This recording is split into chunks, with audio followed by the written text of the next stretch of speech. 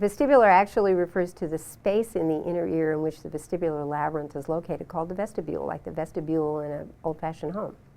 So the vestibular system is the sensory system with its receptors located in the inner ear, but which are hidden from sight, so you can't see them by looking into the ear.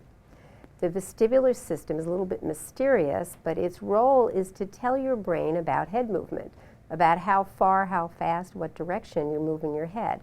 You use that information to help maintain your balance, to generate some eye movements so that you can see clearly while you're moving around.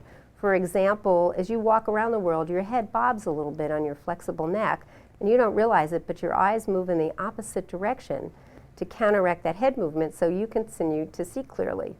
You also use information from your vestibular system to tell you if you're moving or if you're not moving, therefore to give you your conscious sense of spatial orientation.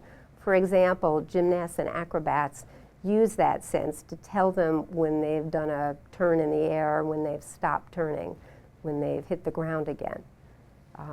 And you use that information about head movement to help modulate some of your autonomic nervous system responses, such as your heart rate, your breathing, your stomach motility, your sweating, when you're engaged in any kind of motion activity.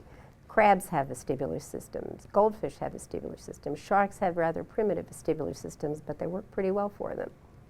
So most animals, above the level of insects, have vestibular systems. And a curious fact is that the size of the vestibular labyrinth in the inner ear doesn't change very much depending on the head size. It turns out that the coefficient of variation, in other words, the change in size, is only about 10%.